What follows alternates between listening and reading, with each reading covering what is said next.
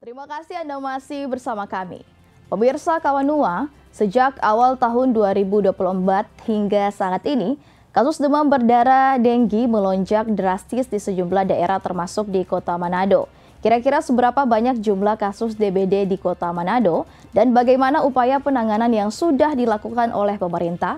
Kita akan bertanya langsung kepada Kepala Bidang Pencegahan dan Pengendalian Penyakit Dinas Kesehatan Kota Manado yang sudah hadir lewat sambungan Zoom Dr. Sisilia Kumaat.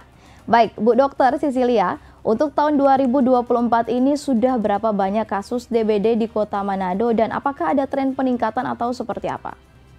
Betul sekali, ada peningkatan yang cukup signifikan dari kasus demam berdarah di Kota Manado jika kita bandingkan dengan data tahun lalu. Tahun lalu di 2023 total Januari sampai Desember 714 kasus, sedangkan kita di Januari sampai Maret ini sudah tercatat ada 629 kasus.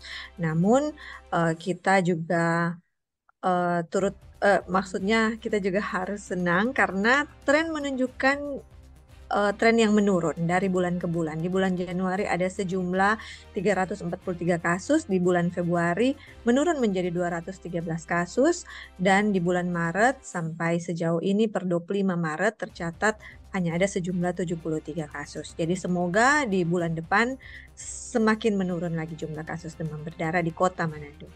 Baik Bu Dokter, apakah ada kasus meninggal dunia akibat DBD? Iya, Januari dan Februari tidak ada kasus meninggal dunia. Namun di bulan Maret kita punya 2 kasus meninggal dunia. Kedua-duanya adalah anak berusia 5 tahun di wilayah kerja Puskesmas Teling Atas dan yang satu di wilayah kerja Puskesmas Paniki Bawah. Baik, dari data tadi berarti Bu ada peningkatan kasus yang cukup signifikan ya dibanding 2023 lalu. Tahun lalu dalam setahun hanya ada 700-an kasus DBD. Sedangkan tahun ini baru sampai bulan Maret namun kasus DBD sudah menyentuh angka 600-an kasus. Mungkin Ibu Dokter boleh jelaskan kepada para orang tua seperti apa sebenarnya gejala demam berdarah denggi ini dan tanda-tanda seperti apa yang harus diwaspadai. Ya, gejala DBD adalah yang pertama-tama selalu ada demam. Demam yang biasanya mendadak, munculnya mendadak dan tinggi. Nah, itu menjadi tanda awas yang pertama bagi orang tua. Tapi kemudian ada gejala-gejala lain, misalnya sakit perut, bisa juga ada rasa nyeri di tulang-tulang atau di sendi-sendi, bisa sampai mual, muntah, nyeri perut, juga kadang-kadang muncul bintik-bintik merah atau bahkan sampai manifestasi perdarahan, seperti berdarah dari hidung atau perdarahan dari gusi, sehingga jika memang ada tanda-tanda tersebut, harus segera mencari pertolongan medis. Akseslah pelayanan-pelayanan kesehatan yang sudah tersedia baik di puskesmas maupun di rumah-rumah sakit. Baik Bu, jika sudah ada gejala-gejala perdarahan seperti yang sudah Ibu Dokter katakan tadi, masih bisa ditangani atau bagaimana? Iya, kalau sudah masuk memang ke fase yang segera tangani, perlu memang pertolongan medis jika ada manifestasi-manifestasi perdarahan yang timbul.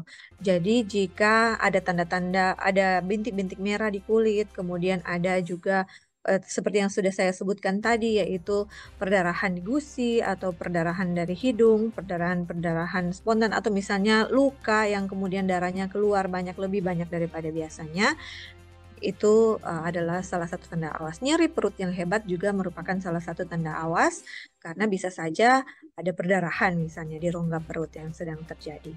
Harus segera mencari pertolongan medis. Makanya kalau di puskesmas, semua terutama anak-anak yang datang dengan gejala panas saja, dokter pasti akan mengedukasi orang tua. Jika panas sudah berlangsung lebih dari 3 hari, harus segera dilakukan pemeriksaan darah agar supaya kita bisa mengetahui apa kira-kira penyebab dari penyakit gejala panas tersebut, demam. Nah, lalu kira-kira apa saja yang sudah dilakukan pemerintah Kota Manado untuk menekan kasus DBD yang sudah cukup mengkhawatirkan ini, Bu? Iya, jadi kalau pemerintah Kota Manado sesungguhnya sudah selalu melakukan pencegahan dan pengendalian penyakit demam berdarah. Nah, untuk kasus yang meningkat ini sesungguhnya pencegahan dan pengendalian sudah dilakukan sejak tahun lalu. Tahun lalu di akhir Desember, pemerintah Kota Manado melalui Dinas Kesehatan sudah menghimbau masyarakat agar supaya di bulan Desember untuk Natal dan Tahun Baru tidak membawa wadah-wadah berisi air ke kuburan tempat meletakkan bunga. Himbauan ini kami berikan dalam bentuk baliho yang dipasang di lokasi-lokasi pekuburan.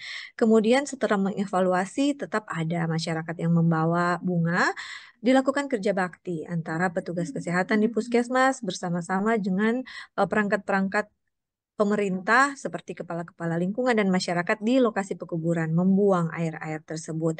Kemudian juga dilakukan fogging pencegahan. Fogging pencegahan ini hanya dilakukan di sekolah-sekolah yang lokasinya terletak di dekat pekuburan sehingga anak-anak yang masuk sekolah dari liburan Natal dan Tahun Baru itu tidak beresiko terkena demam berdarah. Kemudian kami juga melalui puskesmas melakukan fogging untuk fokus, namanya fogging fokus, yaitu fogging yang dilakukan di tempat di mana ada kasus terdampak demam berdarah dengan radius 100 meter. Mengingat jarak terbang nyamuk Aedes aegypti ini yang adalah 100 meter. Yang paling penting juga yang terus dilakukan oleh Dinas Kesehatan adalah edukasi, sosialisasi tentang bagaimana masyarakat bisa membekali diri untuk pencegahan dan pengendalian demam berdarah. Edukasi ini kami lakukan melalui platform-platform media sosial yang ada, baik milik pemerintah Kota Manado, Dinas Kesehatan maupun Puskesmas, termasuk juga melalui TV dan media-media cetak lainnya. Oke, baik Bu. Apa saja yang kira-kira harus dilakukan masyarakat agar kita dapat terhindar dari demam berdarah? Baik, terima kasih. Ini sebenarnya yang paling penting ya tentang pencegahan dan penanggulangan demam berdarah. Oleh karena pencegahan dan penanggulangannya sangat kompleks, bersifat multisektorial, bukan hanya dari kesehatan saja yang harus terlibat. Kami sangat memerlukan peran serta aktif masyarakat dalam menjaga dan mempertahankan kebersihan lingkungan sekitar. Jadi, memperhatikan jika ada sampah-sampah bekas yang dapat menampung air itu agar segera dapat dikubur atau dibuang. Juga masyarakat jangan melupakan yang begitu sering disosialisasikan adalah 3M dan plus, 3M plus, yaitu menutup jika memang harus menampung air, jangan lupa menutupnya, kemudian jangan lupa rutin juga menguras tempat penampung air, itu M yang kedua, kemudian yang ketiga, mengubur atau mendaur ulang semua sampah-sampah bekas yang dapat menampung air. Kemudian juga kalau sakit, terutama tadi dengan gejala panas, jangan lupa segera mencari pertolongan medis, mengakses pelayanan kesehatan. Berikutnya juga masyarakat dihimbau jika mengetahui ada anggota masyarakat, anggota keluarga yang terkena demam berdarah, boleh melapor kepada pemerintah setempat, kepala-kepala lingkungan, untuk kemudian dilaporkan ke puskesmas agar supaya langkah intervensi, pencegahan, penanggulangan, dan pemutusan mata rantai penularan dapat segera dilakukan oleh petugas puskesmas. Oke, terima kasih banyak Bu Dr. Sisilia Kumaat, Kepala Bidang Pencegahan dan Pengendalian Penyakit Dinas Kesehatan Kota Manado.